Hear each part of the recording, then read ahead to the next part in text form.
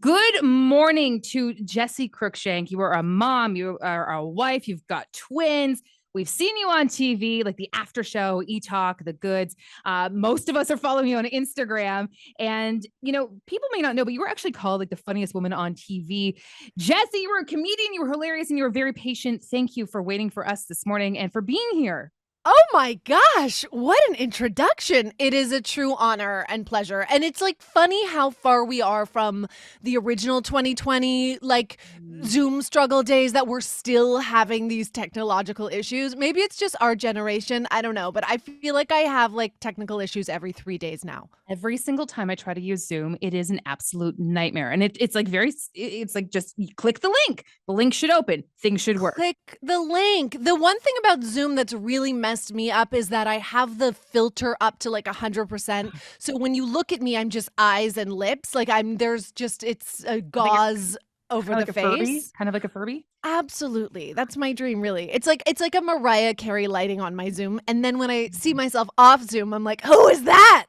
What happened? Who's this elderly woman in my home? That's what we have. We have one of the bathrooms at work that when you go in, I feel really good during the day, but I go into this bathroom, I'm like, ugh! Oh, yeah, no, an overhead office building bathroom lighting is just absolutely terrible for the self-esteem. It is absolutely true. So let's talk about your podcast first, okay? Please. Good. Phone a Friend started just over a year ago. Mm-hmm. And I read in your post, because you were open about it, that you were actually a little bit nervous and scared to do it. Why? I mean, I'm terrified to do anything. I work on my own, right? I'm a comedian. This podcast was just me. It's Phone a Friend with Jessi Cruickshank. The artwork is me in my underpants. It could not be a more vulnerable thing to just put something out in the world and be like, I hope people think it's funny. I hope people like it. So yeah, I was terrified. I continue to be terrified to do anything new. And I think that that's probably something a lot of people feel no matter what industry they're in. But anytime I put myself out there to try something new, I have night sweats for weeks and still do sometimes. I think we can get into our own head, right? So we get into our own head. We're like, why can't I do it? I don't know if I can do it. And you continually prove that you can do anything, because let's talk about how the podcast is doing now. You're like, I was scared to do it. I don't want to do it. Really oh my God. To do and it. Now what? It's the -- comedy podcast. I think the thing I'm most proud of is that I beat big male comedians every week, like Smartless. I beat all the, Conan O'Brien. My little face is above theirs on the charts. That's what gives me the most satisfaction. But it's relatable to you too, right? You were completely relatable with all the things you talk about. Well, that's the thing. I have this connection, and you feel the same way in what you do. It's like when you are in people's ears, I didn't realize this until I launched the podcast. I feel more connected to those people than my own husband. I mean, he doesn't listen. He doesn't know what I talk about weekly. But my phonies, which is what we call the people who listen to Phone a Friend, they do. And I have this any phony who stops me on the street, we get into an in-depth conversation about Jeremy Allen White's abs or Pitbull. We share the same interests. We're mostly elder millennial women, although there are some men who admit to listening. And we're just trying to keep up with it all, Well, the one thing you did mention too is you were asked by Just for Laughs to record this live now. Mm-hmm. Another hey, take that. Mm-hmm. I was so scared to do this. I know. I was so scared to do it. And then I got this invitation to my first ever performance at Just for Laughs. I got to do the podcast live. I didn't think anybody would show up, and people drove in from all over the country to come see the taping live. So that was a peak moment of my 2023. No kidding. And now rolling into 2024, you kicked off the podcast season with Dan Levy. Let's talk about you and Dan Levy, please. OG, two back in the MTV days. What? Are you an OG? Did you watch? Oh yeah.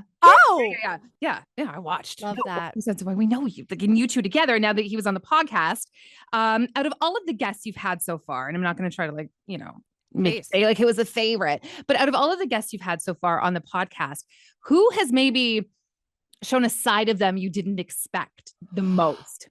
Okay. Well, first of all, I will not hold back on anything. I would be terrible at podcasting if I was had any filter. Do you know what I mean? I can't. Sure. Okay, please. Nothing is off limits, Sandra. Okay. I would say, well, first of all, Dan was really surprising, not just to me, well, because we know each other so well, but to the listeners and to the audience, because he, because we're so close, he talks about things he's never talked about before. First of all, I force him to talk about his personal life, which is like, when you're talking to a friend, you forget that who they are in the world. And I Right. didn't really think about how guarded he normally is. And I just sort of forced him to talk about, his dream man and his dating history. So there's that.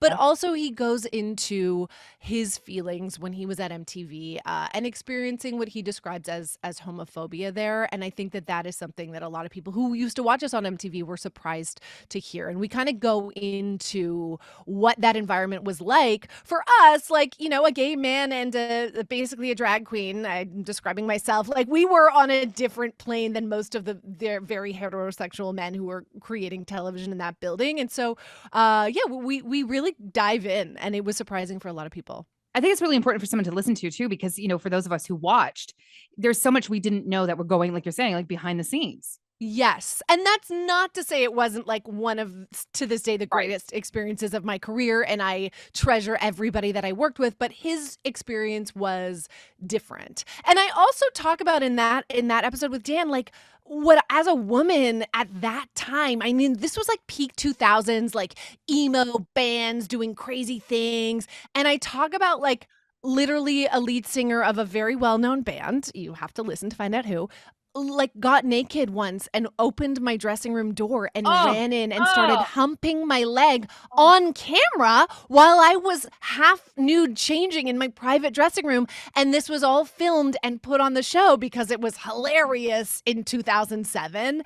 And I had to sit there and watch it play out on camera and like laugh along. And I did, because I didn't know the boundaries at the time. And things are so different, and that would never fly now. But like the stuff that happened on MTV from 2006 to 2011 was wild. And we kind of dive into all the things that went on that would never happen today. yeah, they would never happen today. So you have another social media account and for who new mom who dis. Yes. So for those of you who do not know what it's about, give us a little explanation about what that because it's like a Facebook like a it's a Facebook thing? community. Okay. So when I got pregnant, it was a big shocker to me that it was with identical twins. And I I was very career oriented. I was doing a daytime talk show at the time. I was bi-coastal. My husband and I thought, we'll have one little baby. I'll throw it in my purse, take it on the plane. My career will continue to flourish. I had no idea how that A, I was going to have twins, and B, it was going to derail my life in the way that it did. And I think at the time, what we were presented on social media was like we were very much in perfect mom influencer culture. And there was a lot of women in fields with their babies and their straw hats, or like breastfeeding under a majestic willow tree. Giving birth in a river. Yes, giving birth in a river, or even just giving birth with like a floral robe and makeup on. That's what I thought childbirth would be for me. In fact, I brought not one, but 3 varieties of floral robes to the hospital. I had no idea that I would be sitting there bleeding in mesh underpants with 2 babies the reality was so stark for me. And so I decided to start my own account, which was sort of the anti-mom influencer account, which is funny, it is real, it is honest, and it's become a community for sort of like moms with a sense of humor to come together. So it's at New Mom Who Dis on Instagram and Facebook. I think it's really important to have that though, because we are bombarded as mothers, like with like what the ideal life should look like. Like, Yes. as you said, like when I had my son, same kind of idea. I'm like, I'm not going to do any of this. I'm going to feed him only organic. I'm lucky if I can get my kid to eat dinner. Oh my gosh. My kids are in the other room right now eating plain cereal. No milk, nothing, just out of the box. I mean, this is where we're at. Mm-hmm. And we had all these like grandiose ideas of what motherhood would look like and what our kids would eat, like all of the kale. I know. And that's still presented to us. And I think people still feel that pressure. I mean, social media can really affect moms, I think, in a profound way. And so I just want to be there to say like, hey, it's okay. My life is a mess. Speaking of my mess, what is the most embarrassing thing your kids have done to you or that has happened to you since becoming a mom? Ooh, there are so many. My kid literally yesterday, just out of nowhere, my 6-year-old, one of my twins, looked at me and he says, "Mom, you keep getting older and I keep getting cuter." And I was like, yeah, no, that's accurate. It is accurate. That's Yeah. correct.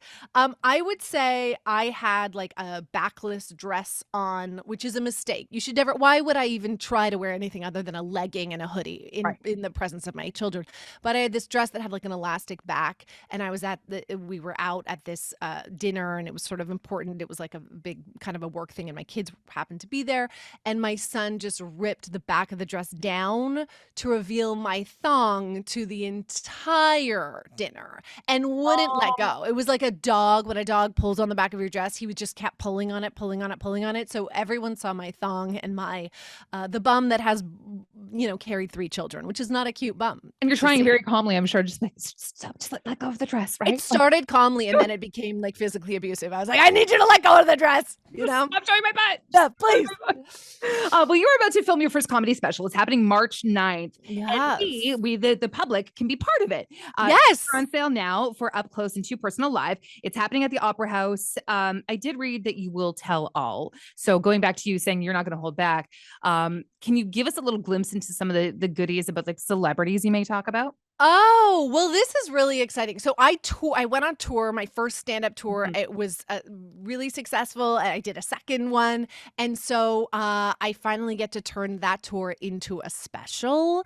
And this is what like March 9th is truly like a one night only event. I'm not going to do this again. There's 2 shows. There's a 6 p.m. and a 9 p.m. 6 is for like my mom friends who want to be in bed by 9. Expire That's early. you. That's me. I expire Okay, early. I'll save you a seat at the Thank 6 you. o'clock I'm beat it. show. Then the 9 o'clock is for the girls who want to rage. Like, let's just go all out together, ladies. And I hope people bring their partners because those are the most fun moments I have is with the men in the crowd. But I tell all. I come out pumping breast milk because I'm still breastfeeding, and anytime I Your travel away Instagram. from my child, I have to pump. So practically speaking, that will happen. And then it's just a super fun night out. I don't hold back stories, very intimate details about life as a mother, my time at MTV. Like I really share it all, and it's kind of a one time only night. So I hope people come out. I hope you come out. I'm going to go because Good. I mean, who doesn't like to laugh? It's like we just need it. And you know what it is that we need? We need to come together to laugh because this is great. We're connecting on Zoom, but it's not the same as being in a room with And feeling like-minded people, everybody's energy. feeling everybody's energy, like having a glass of wine, laughing together. It truly is. That was the feedback I got from everybody who came on tour was like, that was the night, the best night of my year. Like I needed it so much. That's what some of the reviews I saw about your tour were like, it was the best night. You got to do it. It was absolutely hilarious. Like just people raving about it. I know I was like, wait, what? How did that happen? Yeah. And the fact that I get to do my first comedy special is like, I will be night sweating from now until March 9th. And then, I hope to clean it up for you on March 9th and see you all in the crowd. So there's 2 times that you can go March 9th. Yes. And again, it is happening at the Opera House. Yep. Yeah, and I gotta say, I don't think we have a lot of tickets left. So get your tickets now because they're going fast. Jessi Cruickshank, thank you so much for waiting for me for the Zoom chaos that was my life, but also for making time for us this morning. You've got your podcast, you've got your comedy special coming up. If people want to follow you and they're not yet, how can they get in touch with you? At Jessi Cruickshank on Instagram, Cruick. The rest is just all consonants, but it will pop up for you. And go check out Phone a Friend too, so you can laugh a little bit and we're all connected. Jessi, thank you so much. Anything else you want to add? Oh my God, no, Sandra, this has been so much fun.